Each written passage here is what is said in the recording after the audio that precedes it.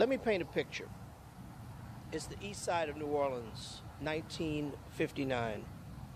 A black man at a swimming pool jumps off into the high dive, arced in the sky. Fellow swimmers and passerbys watch him from a shade of a palm tree.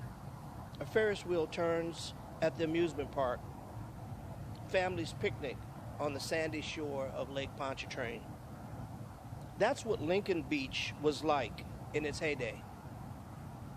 A beach, amusement park, performance area, and pool for the black community of New Orleans who were not allowed at the all-white swimming pools in the area.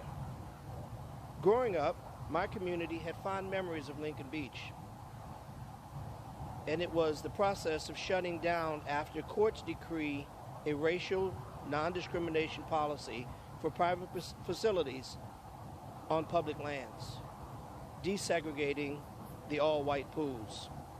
Since its closure in the 60s, Lincoln Beach has fallen into decline, a site for picnics and outings without any maintenance. Over the decades, mountains of debris have piled up.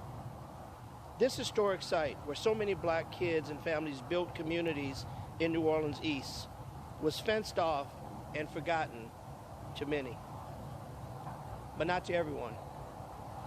During COVID-19, some inspiring local activists and community members, including Sage, Reggie, and Bliss, who took it upon themselves to take the first steps toward reopening this historic Lincoln Beach.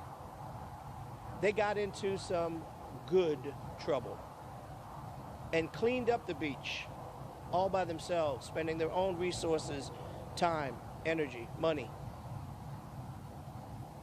all on their own time, their own dime. They removed hundreds of bags of garbage and debris, about 3 tons of refuse removed by these good-doing volunteers. After Hurricane Ida, they're facing some setbacks once again, with flooding that floated the more than a year's worth of trash collection away. However, these committed activists are already back to work, cleaning up the beach and trying to remove obstacles to the future of what can be a revitalized, renewed Lincoln Beach.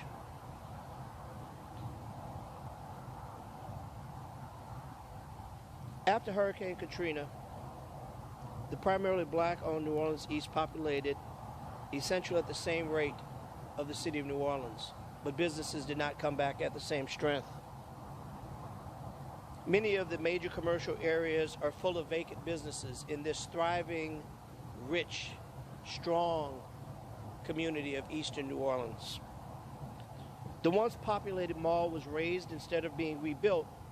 In 2019, a report said that 19% of the homes are vacant.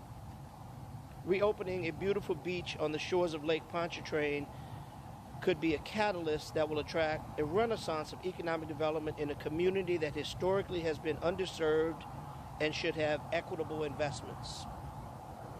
One of the most important things a member of Congress can do is to fight for allocations, to fight for funds for projects, for development, to improve the lives of the constituents in a particular area like eastern New Orleans.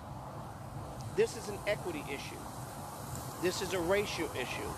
This is an issue of economic development. This is an environmental issue and a recreation issue. Lincoln Beach has a rich history, important cultural significance, and a huge potential for the future of this great community.